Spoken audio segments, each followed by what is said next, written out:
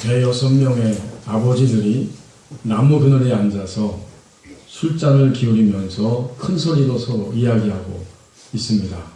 서로 같은 말을 하는 것인지 아니면 다른 말을 하는 것인지 분간이 되지 않는데 어쨌든 큰 소리로 서로 열심히 이야기를 하고 있었습니다.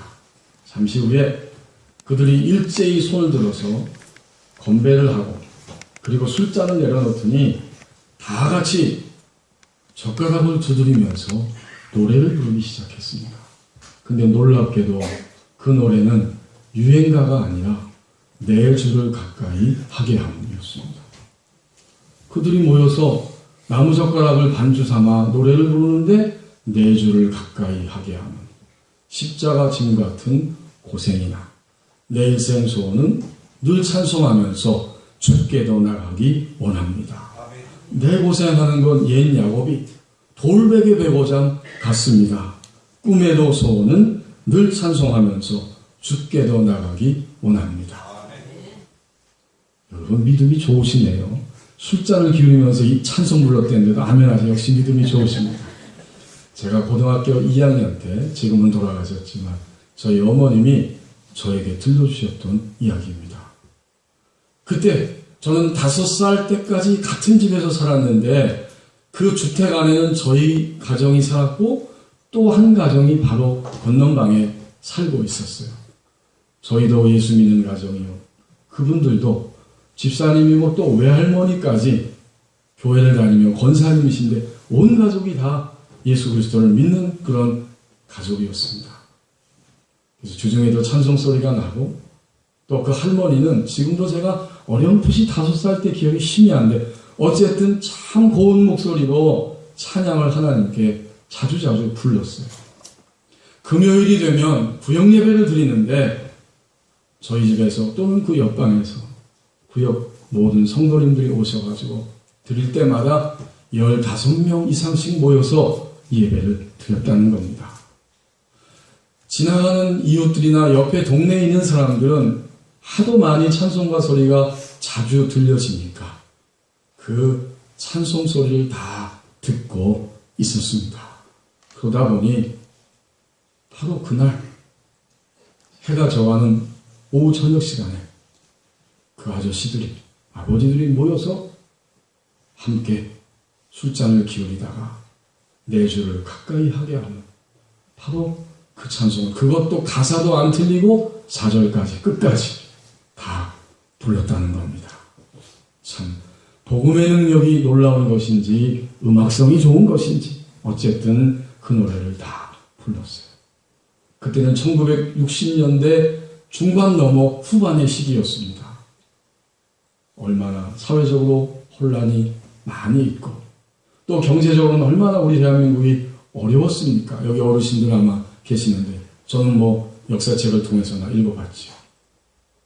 여러 가지로 어려운 시대 속에서 복음을 듣고 하나님의 백성이 된 그리스도인들은 어찌하든지 복음의 말씀을 따라서 나는 믿음을 빼앗기지 않겠다. 나는 하나님의 사랑을 결코 놓치지 않겠다. 라고 결심하고 결단하면서 많이 불렀던 찬송이 내 주를 가까이 하게 하는 그것이었을 것입니다. 그 찬송 부르면서 위로받고 용기를 가지게 되고 또 결단하면서 내게 주신 하나님의 이 생명과 이 평화를 나는 결코 놓치지 않겠다. 라는 결단을 눈물을 흘리면서 하였을 것입니다. 그리고 아마도 그날 그 오후에 술잔을 기울이며 노래 불렀던 그 가장들도 의미는 모르겠지만 그들이 그 노래를 부를 때에 그들이 기대하는 것은 딱 한마디로 말하면 바로 평화였을 것입니다. 어렵다, 고통스럽다, 길이 보이지 않는다, 답답하다, 우리 술이나 마시자. 그리고는 술을 마시면서 이 술잔이, 이 술이 우리에게 평화를 줄 것이다. 아마도 이런 기대감을 가지고 그들은 술잔을 기울였을 것입니다. 그 시대 60년대 후반 세상에는 우리가 살고 있었던 그 세상에는 평화가 결핍되어 있었던 시대입니다. 그렇다면 오늘 저와 여러분이 지금 발로 딛고 사는 오늘 이 시대는 어떻습니까? 오늘 이 시대는 평화로 가득 차 있습니까? 아마도 여러분들은 이미 이 질문에 대답을 알고 있을 것이고 또 벌써 대답을 하셨을 거예요. 오늘 우리가 사는 이 세상, 여전히 세상은 평화가 결핍되어 있습니다. 지난주 화요일 저녁에 제가 서울에 가서 우리 교회도 수년 전에 와서 찬양했던 옹기장이 찬양단이 있습니다. 찬양을 굉장히 잘하죠. 지금도 여기저기 옹기장이 그 선교단이 많이 초청을 받습니다. 근데 그 이름을 짓고 옹기장이 찬양단을 설립한 신재영 목사님이 계시는데 캐나다 밴쿠버에서 오래 살고 있고 한국에 잠깐 나왔어요. 그래서 제가 전화가 와서 가서 만났습니다. 이런 얘기 저런 얘기 하는데 요즘에 캐나다가 얼마나 어려운지, 한국의 주재원들과 유학생들과 또 한국에서 이민 왔던 사람들이 일거리가 점점 줄어드니까 계속해서 한국으로 돌아가고 있다는 겁니다. 그래서 캐나다 한인교회가 몹시 어렵다는 거예요. 한 50%가 감소했다는 겁니다. 교인들이. 문 닫는 교회가 여기저기서 계속 속출하고 있습니다. 어렵다는 거예요. 또 그 목사님은 일본에를 잠깐 다녀왔는데 해마다 일본을 갔습니다. 선교하러. 일본에는 더 심각한 거예요. 일본에는 아예 갔는데 교회들이 문을 닫을 뿐만 아니라 예배 장소가 없어가지고 세를 감당 못하니까 가정집에서 모여서 예배를 드리는데 그 목사님 가정을 방문했는데 예배당도 이제 세를 못 내서 감당 못하고 그랬더니 자신들이 살던 아파트를 처분해버리고 그리고 나서 교우들 몇 명과 함께 예배하는데 그 집에 갔더니 얼마나 좁은지 목사님하고 사모님 딱 눕고 나니까 공간이 없더래요. 얼마나 마음이 아프고 답답했는지. 캐나다도 어렵고 일본도 어렵고 우리나라는 어떻습니까? 여전히 우리나라도 쉽지만은 않은 상황입니다.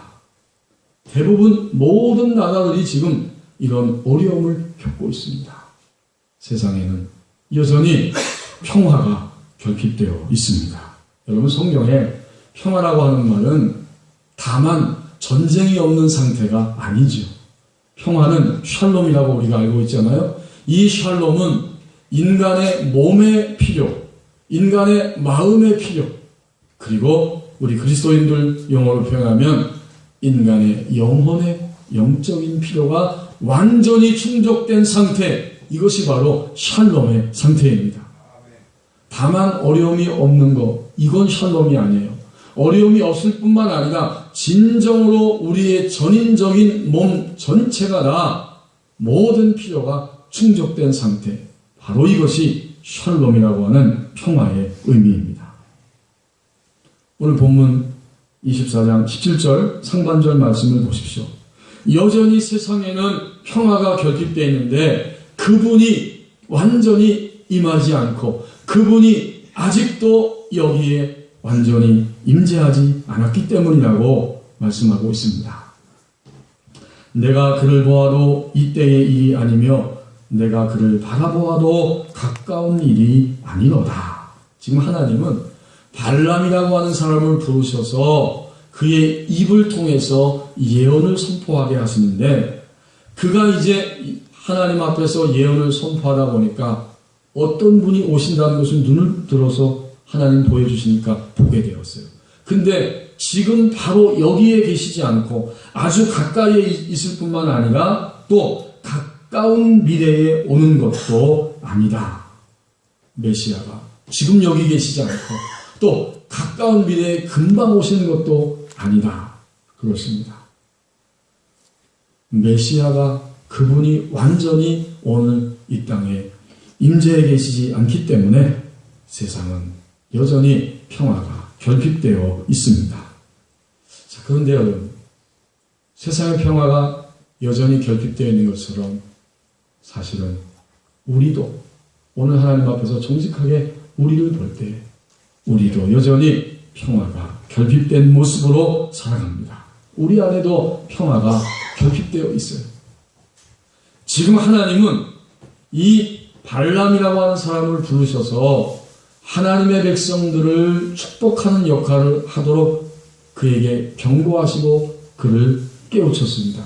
사실 이 발람은 처음에 민수기 그 앞부분에 보면 모압이라고 하는 이 모압 나라의 왕이 있는데 하나님 백성이 출애굽한 이후에 광야를 막 계속해서 지나오고 있는데 자기를 영토로 온다는 소식을 듣고 발람을 초청해서 너는 내 입으로 저 하나님 백성을 저주하라. 그러면 그 저주가 그대로 너는 임하는 것을 내가 알고 있다 하면서 이 발람을 초청했어요. 많은 물질을 주고 높은 지위를 주면서 이스라엘 백성, 하나님 백성을 저주해달라. 이 발람이 그 물질에 눈이 확 어두워져가지고 유혹을 받아서 이제 하나님 백성을 저주하려고 휘청휘청거리면서 갔는데 하나님이 그를 경고하시고 책망하셔서 마침내 반대로 하나님의 백성들을 축복하는 예언의 말씀을 선포하게 하십니다. 이제 그것이 오늘 민수기 특별히 24장의 쭉 전체의 내용인데 그 가운데 여기 17절 말씀도 들어있는 거예요. 그러니까 하나님의 백성들은 지금 어디를 지나가고 있느냐? 광야를 지나가고 있습니다. 그 메마른 광야를 지나가는데 대적들이 많고 또 모압이 하나님 백성들의 길을 턱 가로막고 대적이 된 거예요. 이 대적의 세력 앞에서 하나님 백성들은 종종 시험을 당하고 또 넘어지면서 유혹을 당하는 이런 현상이 일어나고 있습니다. 우리도 오늘 그렇습니다. 우리도 종종 인생의 광야를 그 쓴맛을 경험합니다. 광야는 오늘 그리스도인들에게 어떤 의미가 있냐면 쓴맛입니다. 여러 가지 환경 속에서 일들 속에서 우리는 내 안에 쓴맛을 경험하는 거예요. 그 쓴맛으로 인하여 여전히 우리 안에는 완전한 평화가 결핍되어 있습니다. 오늘 예배하고 나오신 여러분, 현재 여러분의 광야는 무엇입니까? 아무개 때문에 나는 도저히 너무나 쓴맛을 느끼면서 한 주간을 살았습니다. 나는 그 일 때문에 도저히 내가 견딜 수 없는 아픔과 쓴맛을, 인생의 쓴맛을 지금 경험하고 있습니다. 이것이 뭘까요? 우리 그리스도인에게 지금 주어져 있는 광야의 현실입니다. 하나님의 백성들이 광야를 지나면서 모압에 의해서 지금 이렇게 맞닥뜨린 대적을 만났듯이 우리도 오늘 우리의 삶 속에서 광야를 경험하고 광야의 쓴맛 때문에 여전히 완전한 평화를 결핍한 채로 우리의 인생을 살아갑니다. 현재 나의 대적은 누구이며 현재 나에게 쓴맛을 주는 그 일은 과연 무엇입니까? 그것 때문에 우리는 샬롬을 누리지 못할 뿐만 아니라 샬롬이라고 사람들에게 증거하지도 못하고 이렇게 살아갑니다. 사업의 현장에 보면 직원 몰입도라고 하는 개념이 있습니다. 이건 옛날 말로 하면 기업 충성도라고 하는 말과 같은 의미입니다. 자신이 근무하는 회사를 위해서 자발적으로 어느 정도의 시간과 열정과 지력과 에너지를 내가 투자하고 있는가, 직원들이. 그걸 나타내는 수치가 바로 직원 몰입도입니다. 미국의 예를 들면 케넥사 고능률 연구소에서는 1985년 이래로 매번 직원 몰입도를 조사해서 워크 트렌드라고 하는 보고서를 발간하고 있는데 이 연구소에서 직원들에게 그 몰입도를 조사하기 위해 던지는 질문은 다음과 같은 4가지입니다. 이 4가지에 얼마나 동의하는가에 따라서 몰입도가 나타나는 거예요. 첫 번째, 나는 이 직장에서 일한다는 사실을 다른 사람들에게 자랑스럽게 이야기한다. 두 번째, 전체적으로 보아 나는 이 직장이 일터로서 매우 만족스럽다. 셋째, 나는 친한 친구나 가족에게 이 직장에 취직하라고 기꺼이 권할 수 있다. 넷째, 다른 직장으로 옮겨 새로운 일을 찾아볼 생각은 거의 하지 않는다. 가장 최근의 워크 트렌드 보고서는 다음과 같이 결과를 발표했습니다. 2011년은 직원 몰입도가 퇴조한 한 해이다. 몇몇 퇴조 현상이 2010년에도 이미 감지되었지만 2011년에 이르러서는 퇴조의 속도와 확산의 정도가 한층 높아졌다. 직원 몰입도의 퇴조 현상은 특정 지역이나 직업 유형, 심지어 특정 산업에 국한되지 않는다. 그러면서 결론 짓기를 오늘날의 직장인들은, 산업 전사들은 직업에서 더 큰 무엇을, 훨씬 더 큰 무엇을 추구한다. 연봉 인상이나 승진 같은 통상적인 동기부여책을 넘어서는 어떤 것을 추구하는 것이다. 오늘 직장에서 일하는 수많은 사람들, 바로 우리들이죠. 우리 다 직장 대부분 다니시잖아요. 우리가 일하는 직장에서 과연 우리가 얻고자 하는 더 큰 무엇이 과연 어떤 것입니까? 연봉을 더 많이 받고 싶죠. 승진하고 싶죠. 그거 다 맞습니다. 그런데 이 보고서에 의하면 그것보다 더 큰 무엇을 추구하고 있다. 그것이 무엇일까요?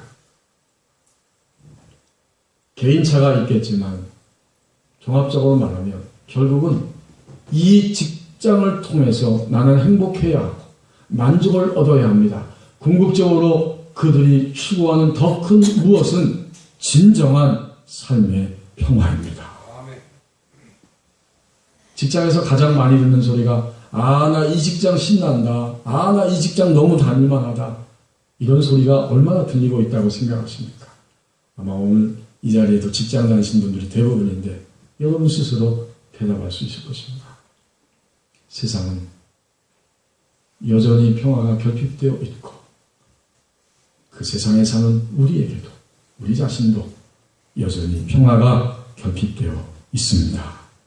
이런 우리를 위해 오늘 17절 중반절 말씀에 보니까 하나님은 평화의 왕을 보내십니다. 17절 중반절에 한 별이 야곱에게서 나오며 한 규가 이스라엘에게서 일어나서, 그렇군요. 지금의 일이 아니고 먼 미래의 일이라고 이렇게 예언을 선포해서 안타까웠는데 이제 분명히 말씀하고 약속하십니다. 한 별이 야곱에게서 나오며 한 규가 이스라엘에게서 일어난다. 별은 바로 왕을 의미하지 않습니까? 별은 왕의 출현을 의미하고요. 규라고 하는 단어는 쉽게 말하면 통치자의 지휘봉입니다. 통치자가 자신의 주권을 드러내는 이 지휘봉을 가지고 있습니다. 결국 한 별이, 한 규가 같은 의미예요. 진정으로 이 땅에 평화의 왕 되시는 메시아가 올 거라고 하는 예언적인 말씀입니다. 하나님은 한 별, 한 규, 어디서 보내요? 이스라엘 백성들, 하나님의 백성들의 혈통을 통해서 세상을 다스리고 평화로 채워가는 평화의 왕을 이 땅 위에 보내주십니다. 이것을 바로 선포하고 있어요. 하나님께서 우리를 위하여 바로 평화의 왕을 보내신다고 분명히 예언적으로 선포하고 약속하고 있습니다. 나온다, 일어난다. 이 두 번씩 강조하고 있죠. 한 별이 야곱에게서 나올 것이다. 반드시. 한 규가 이스라엘에게서 일어날 것이다. 반드시.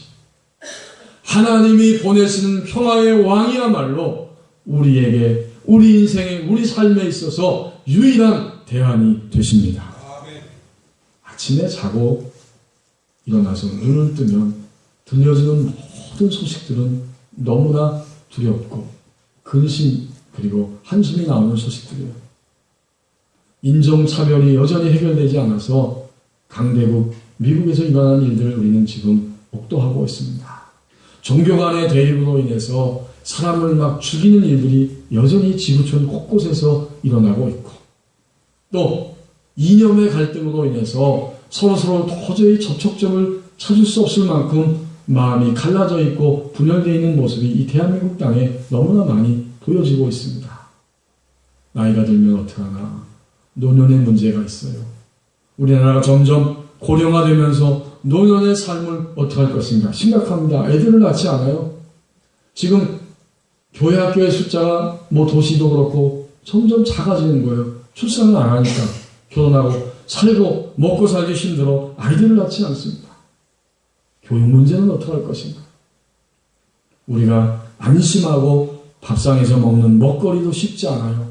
그래서 요즘에는 유기농 얼마나 많이 외치는지 모릅니다. 그래도 그 먹거리들을 우리는 안심하며 먹을 수 없는 이런 형편입니다. 아침에 일어나 눈을 뜨면 우리가 사는 이 지구촌 곳곳, 우리의 가정, 우리 자신 안에는 이렇게 여전히 평화가 결핍된 모습들이 끊임없이 보여집니다. 바로 이러한 우리를 위하여 하나님은 평화의 왕을 보내십니다. 어떤 분이 최근에 저에게 목사님 보험을 가입하셔야 됩니다. 앞으로 나이가 점점 들어가시는데 연금 보험뿐만 아니라 특별히 종신보험에 가입하면 가족들하고 모든 것이 요새는 일체형이기 때문에 종신보험에 가입하면 안심할 수 있습니다. 꼭 보험을 저한테 가입하라는 거예요. 자기도 가만히 보니까 내가 이러다 어느 날 갑자기 퍽 쓰러지면 우리 아내는 어떡하고 우리 애들은 어떡할 것인가 너무 무섭더라는 거예요. 그래서 보험에 관심을 갖게 되었고 종신보험을 들었는데 자기 지금 형편에서는 매달 50만 원씩 보험료를 낼 수 있으니까 3억짜리 종신보험 매달 50만 원씩 그거 들었다는 거예요. 그걸 들고 나오는데 마음에 얼마나 기쁨이 있든지 이제는 안심이다. 그랬다는 거예요. 등심이 아니라 안심. 안심. 그리고 저한테 목사님도 꼭 가입해야 됩니다. 전 몇 달만 지나면 수입이 더 많아지는데 그때는 50만 원짜리 더 들어서 우리 아내한테는 비밀입니다. 제가 매달 100만 원씩 그래서 6억짜리 들고 나면 우리 아이들도 나도 다 보장됩니다. 그리고 은퇴하면 그때까지 제가 살면 또 그걸 퇴직연금으로 받아가지고 은퇴 이후에도 저는 동남아 여기저기 유럽 막 다니면서 편안하게 살 수 있습니다. 보험이 안심입니다. 제가 그 이야기를 들으면서 그렇지요. 정말 그렇지요 라고 대답했습니다. 여러분 보험 들지 말자 그 얘기가 아니에요. 하나님이 주신 우리의 그 상황 속에서 종신보험도 가입하고 다 해야 됩니다. 그러나 그럼에도 불구하고 우리가 사는 이 땅 하루하루 사는 모든 삶에 있어서 그리고 오는 세상에서 영원토록 우리의 전인적인 영혼 몸을 책임져 주실 분은 바로 예수 그리스도 그분이십니다. 여러분 들으셨잖아요. 농협에다가 예금해 평생 동안 땀 흘려 예금했는데 1억 몇천만 원인데 누가 빼갔는지 은행도 모르고 자신도 모르게 그 돈이 수차례에 걸쳐서 다 없어졌잖아요. 그렇죠? 은행도 책임 못 진다. 과실은 당신에게 있다. 이런 일이 지금 일어나고 있어요. 줄이어서 계속 내 예금 통장에서 돈이 빠져나갔다는 신고가 계속 들어오고 있다는 뉴스를 보았습니다. 혹시 여러분 어떡하지요? 저와 여러분이 보험 들었는데 보험회사가 망하면 어떡하지요? 제가 드리는 말씀의 핵심은 보험을 들고 우리는 다 성실하게 일해서 우리 미래를 위해 투자해야 하지만 그러나 그 모든 것 위에 우리의 삶을 책임져 주시고 우리에게 진정한 평화를 주실 수 있는 분은 예수 그리스도 그분뿐이라는 사실입니다. 우리에게 완전한 평화를 주실 수 있는 분 바로 그분을 하나님이 우리에게 보내주십니다. 이제 17절 마지막 부분을 보십시오. 평화의 왕이신 예수님이 이 땅에 오셔서 뭘 하시는가 보았더니 우리의 평화를 회복시켜 주십니다. 하나님은 예수 그리스도를 통해서 우리의 결핍된 평화를 회복시켜 주십니다. 모압을 이쪽에서 저쪽까지 쳐서 무찌르고 또 셋의 자식들을 다 멸하리로다. 그렇군요. 모압은 지금 이스라엘 백성들이 광야를 지나가는 데 있어서 대적하는 세력입니다. 이방의 세력이고 오늘 우리에게 있어서는 여전히 하나님의 말씀대로 행하지 않고 있는 우리 안에 붙어있는 육신의 세력이요, 끊임없이 우리를 육신의 길로 몰고 가는 이 정체, 이게 바로 모압의 정체입니다.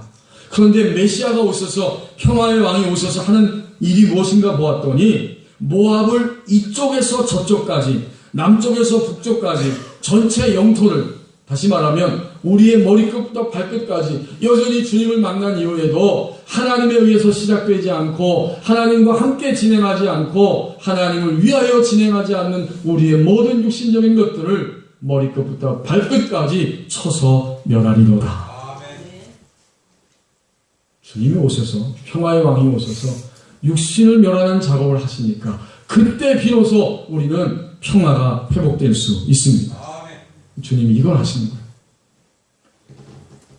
또 셋의 자식들을 다 멸하리로다. 이 셋이라고 하는 말이 여러 가지로 해석이 되지만 본문의 맥락을 보면 모압과 똑같은 이야기를 해주고 있는 거예요.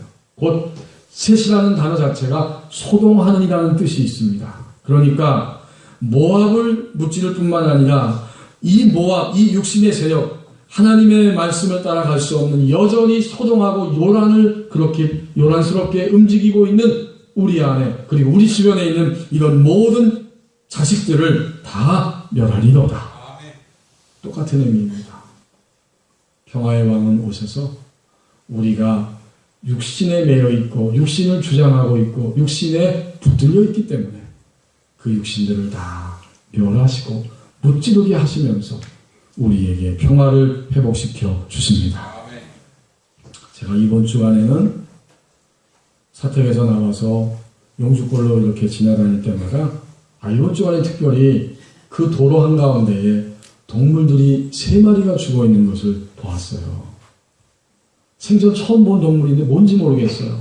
그 수탉같이 날개가 있는데 좀 커요. 날개가 붉은데 중앙선 바로 옆으로 차가 그냥 쫙 지나가면서 그 바퀴에 의해서 치였는데 날개가 그대로 있고 그 사이에 길이 났습니다. 그리고 그 살점들이 막 떨어져 있는 거예요.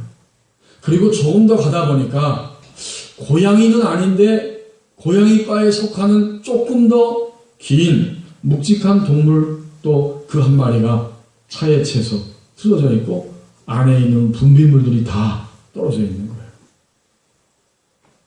그리고는 다람쥐보다 조금 더 큰 동물이 또 역시 차 바퀴에 깔려가지고 있습니다. 저는 운전을 하면서 그래도 제가 운전을 좀 오래 했기 때문에 눈을 딱 부릅뜨고 운전을 하거든요. 가면서 저는 한 번도 그 3마리를 바퀴로 친 적이 없어요. 싹싹 잘 피해갔습니다. 제가 만약 눈을 감고 또 딴짓하면서 운전했다면 그걸 다 밟고 지나갔을 거예요. 불쌍하잖아요. 여러분, 오늘 메시아 평화의 왕이 오셔서 모든 육신의 세력을 멸할 거라고 선포하고 있는 이 발람 선지자는 도대체 누구였습니까? 그는 눈을 뜨지 못하고 어둠의 눈을 감고 있는 자였어요. 과거에는. 그러나 그가 드디어 눈을 뜨고 나서 이 예언의 말씀을 선포하고 있습니다. 우리 오늘 그 15절 끝부분에 보면 15절 말씀 한번 보겠습니다. 예언하여 이르기를 부올의 아들 발람이 말하며 눈을 감았던 자가 말한다. 그리고 16절에도 보면 자신이 어떤 자였는가를 16절 끝부분에서 말할 때에 엎드려서 눈을 뜬 자가 말하기를 내가 그를 보아도 이때 일이 아니며 내가 그를 바라보아도 가까운 일이 아니로다. 한 별이 야곱에게서 나오며 한 규가 이스라엘에게서 일어나서 모압을 이쪽에서 저쪽까지 쳐서 무찌르고 또 셋의 자식들을 다 멸하리로다. 눈을 감았던 자예요. 뭐가 뭔지 몰랐던 자예요. 그러나 눈을 떴을 때 진정으로 이 땅에 평화의 왕이 오시고 그 평화의 왕은 우리에게 평화를 회복시켜 주십니다. 이렇게 선포하고 있는 거예요. 오늘은 성탄의 계절에 진입하는 첫 주간입니다. 해마다 예수님이 탄생하신 성탄절 4주 전부터 예수님을 기대하고 기다리는 소망하는 대림절이 시작되는데 첫 주간 오늘이 바로 그날입니다. 이제 우리는 이 성탄의 계절에 우리를 위하여 평화의 왕으로 오신 주님을 기다리고 소망합니다. 세상에는 여전히 평화가 결핍되어 있고 우리도 여전히 평화가 결핍된 모습으로 이렇게 끙끙거리며 고통 속에 살아갑니다. 하나님은 지구촌을 위하여, 나를 위하여, 우리를 위하여 평화의 왕을 보내십니다. 눈을 뜬 자, 이것이 육신이었구나. 이 육신이, 이 모압이, 이 셋의 자손이 나를 이렇게 힘들게 하는 것이구나 라고 눈을 뜨고 그것을 던져버리고 피하고 내려놓을 때 하나님은 약속의 말씀대로 우리에게 평화를 회복시켜 주십니다. 그때 우리는 말할 것입니다. 평화의 왕이 나에게, 나의 삶에 임재해 계십니다. 그때 우리는 진정으로 눈을 뜨고 말하는 자가 될 것입니다. 기도하겠습니다. 하나님 아버지, 세상에는 여전히 과거에도 오늘도 평화가 결핍되어 있고 사실은 더 힘든 것은 주님을 믿노라 하지만 여전히 내 안에도 우리에게도 평화가 결핍되어 있습니다. 이러한 우리와 지구촌을 위하여, 나를 위하여 하나님은 유일한 대안이 되시는 평화의 왕을 보내주십니다. 감격스럽게 믿음의 손을 뻗어서 이 아름답고 놀라운 성탄의 계절에 우리 가운데 오시는 평화의 왕을 만나게 하여 주옵소서. 모압, 셋의 자손들, 이 기승을 부리는 육신들을 멸하실 힘은 주님에게 있습니다. 육신을 보게 하시고 발견하고 인정하게 하시고 이것을 내려놓으면서 주의 손을 붙잡을 때 마침내 하나님은 평화를 회복시켜 주십니다. 우리 모두가 다 눈을 뜬 자대로 평화의 왕이 여기에 계시다고 말하는 우리의 생활이 되게 하여 주옵소서. 예수님의 이름으로 기도하옵나이다. 아멘.